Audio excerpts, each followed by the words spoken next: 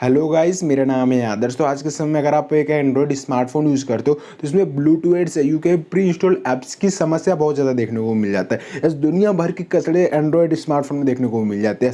जैसे कि अगर आपने कोई भी एक स्मार्टफोन परचेस किया, उसमें दुनिया भर के फालतू ऐप्स देखने को मिल जाते हैं और इससे क्या होता है कि जो फ़ोन की स्पीड होती है वो स्लो हो जाती है, क्योंकि जितना ज़्यादा ऐप होगा उतना ज़्यादा रैम कंज्यूम होगा और उतना रैम कंज्यूम होगा तो धीरे धीरे फ़ोन की जो स्पीड होगी वो स्लो हो जाएगी। तो क्या कंपनी को पता नहीं है, कंपनी फालतू में क्यों ऐप्स देती है कि वो जान के अपने फ़ोन को स्लो करना चाहती है?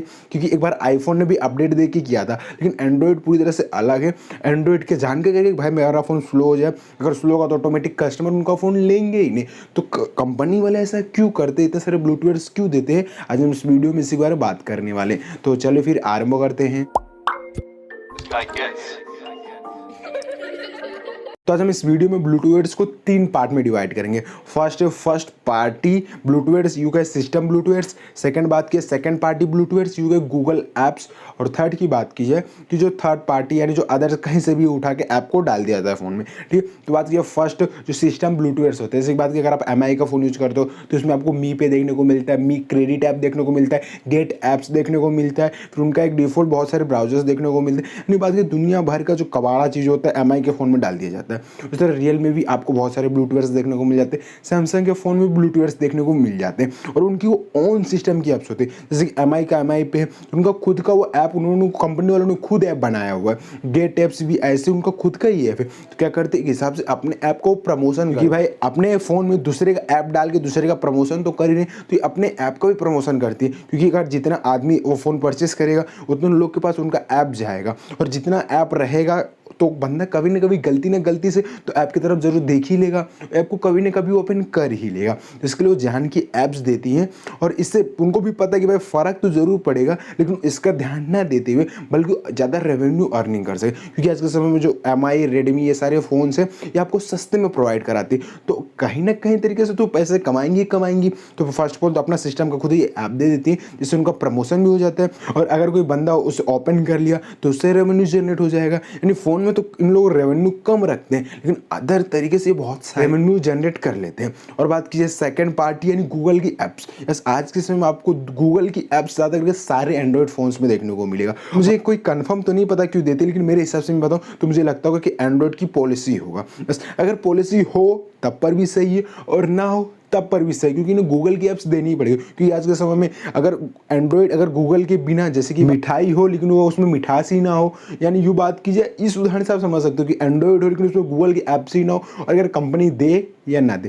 फर्स्ट ऑफ ऑल अगर एंड्रॉयड की पॉलिसी होगी कि अगर आप एंड्रॉयड यूज़ कर रहे हो, फ्री टू यूज़ ही है, ओपन सोर्स से कोई भी उसे यूज़ कर सकता है, तो उसमें एक पॉलिसी होगी तो ये एक अलग की बात है। लेकिन अगर पॉलिसी नहीं होगी तब पर भी उनको पता है कि आज के समय गूगल की सारी ऐप्स बहुत ज़्यादा इंपॉर्टेंट है, ना कहीं से उसे डाउनलोड कर ही लेगा। बात की गूगल का गूगल ऐप हुआ, क्रोम ब्राउजर हुआ, गूगल मैप हुआ, गूगल म्यूजिक हुआ, प्ले स्टोर हुआ, गूगल डॉक्यूमेंट्स, यानी इस बात से गूगल की जो सारी ऐप्स है वो बहुत ज़्यादा इंपॉर्टेंट है, इसलिए कंपनी उसे दे देती है कि भाई बंदे को अलग से डाउनलोड करने की ज़रूरत ना पड़े। हालांकि वो गूगल के सारे अल्टरनेटिव्स ऑलरेडी अपने सिस्टम ऐप में बना के रखते हैं। जैसे कि बात की तो क्रोम ब्राउजर के बदले जैसे MI के फ़ोन बात करें तो MI में मी ब्राउजर आता है, रियलमी में रियलमी ब्राउजर आता है, और सैमसंग में सैमसंग का ब्राउजर आता है। उसी का मैं बात की गूगल के प्ले स्टोर के बदले में इन लोगों ने अपने खुद का एक ऐप स्टोर तैयार करके रखा है। MI में गेट ऐप्स देखने को मिलता है, रियलमी में रियलमी स्टोर देखने को मिलता है, सैमसंग में सैमसंग का खुद का एक ऐप स्टोर देखने को मिलता है।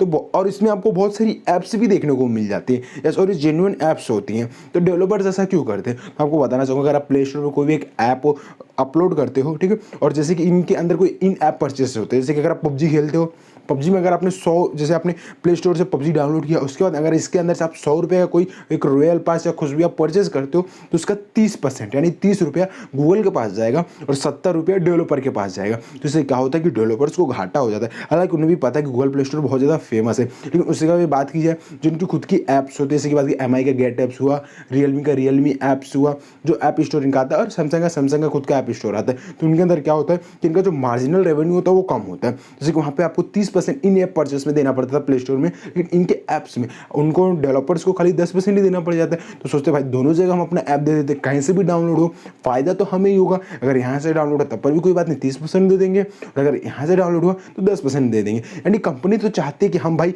ज़्यादा से ज़्यादा करके बंदा हमारा यूज़ करे। लेकिन आज के समय आपको पता है कि गूगल के सारे ऐप्स बहुत ज़्यादा सब पसंद करते हैं, और गूगल के ऐप्स ही हमेशा सब यूज़ करना प्रीफर ही करते हैं, ना कि सिस्टम ऐप प्रेफर करें। क्योंकि जो इनका सिस्टम ऐप आते हैं इन पर जल्दी आदमी को भरोसा नहीं होता, लेकिन प्ले स्टोर पर आदमी को भरोसा है कि वहाँ पे जेन्युइन ऐप्स देखने को मिल जाते हैं। ठीक है, तो इस तरह से सिनेरियो हो चुका। और बस ये थर्ड पार्टी ऐप्स के बारे में, जैसे कि अगर आपने कभी भी एक फ़ोन परचेज किया तो उसमें एमआई के फ़ोन में ज़्यादा करके, एमआई के फ़ोन की क्या बुराई करें, सारे फ़ोन्स में आपको देखने को मिल जाता है। जैसे कि बात की नेटफ्लिक्स, पेटीएम, फिर तरह तरह के गेम्स देखने को मिल जाएंगे, बबल शूटर देखने को मिल जाएंगे, फेसबुक देखने को मिल जाएगा। कंपनी ऐसा क्यों करती है? क्योंकि फर्स्ट तो उनका सिस्टम ऐप था और सेकंड तो गूगल की ऐप थी, लेकिन ये थर्ड पार्टीज ऐप्स क्यों इंस्टॉल करती है? तो जैसे कि आपको पता है कि मैंने आपको बताया था फर्स्ट वाले में कि जो कंपनीज होती हैं वो कम रेवेन्यू पे फ़ोन आपको प्रोवाइड कर देती हैं। ठीक है, तो उन्हें और ज़्यादा रेवेन्यू जनरेट करना रहता है, तो क्या करती है, थर्ड पार्टी ऐप्स के पास जाते हैं। जैसे वो नेटफ्लिक्स का उदाहरण के तौर पर मैं आपको बताऊँ, नेटफ्लिक्स का ऐप अगर प्री इंस्टॉल्ड आपके फ़ोन में प्रोवाइड करती है तो उनसे आगे बात करती, डील करती कि भाई हम अपने फ़ोन में आपके ऐप को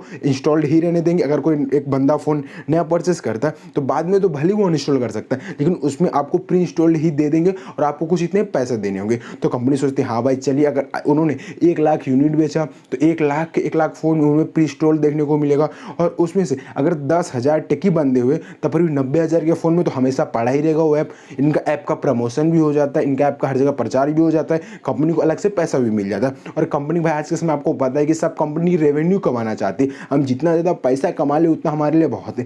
हालांकि क्वालिटी भी देना चाहते हैं, लेकिन भाई रेवेन्यू फर्स्ट ऑफ ऑल, बस प्रॉफिट सबसे ज़्यादा उन्हें होना चाहिए। हर तरह के ब्लूटूथ आपको सारे फ़ोन में देखने को मिल जाते हैं। कंपनी को सारी बातें पता भी कि भाई कस्टमर को इससे दिक्कत होती है, फ़ोन स्लो हो जाता है, तब फिर भी ये सारे रीजन्स की वजह से कंपनी आपको अपने फ़ोन में ब्लूटूथ प्री इंस्टॉल्ड ऐप्स देती ही देती है, और पता नहीं कब तक देती ही रहेगी। हालांकि कुछ फ़ोन्स में नहीं, जैसे कि बात है मोटरोला में आपको कम देखने को मिलता है, नोकिया के फ़ोन में आपको कम देखने को मिलता है, वन प्लस के फ़ोन में कम देखने को मिलता है। और जो सारे फ़ोन्स वैसे MI, Realme, Samsung, Oppo, Vivo, ये सब कंपनीज में आपको ज़्यादा करके ब्लूटूथ देखने को मिल जाते हैं। तो चलिए गाइस, अगर आपको वीडियो पसंद आए तो हमारे चैनल को सब्सक्राइब करें, और उसके बाद जो बेल आइकन है उससे भी दबाएं, और एक्साइटिंग वीडियो सबसे पहले देखने के लिए।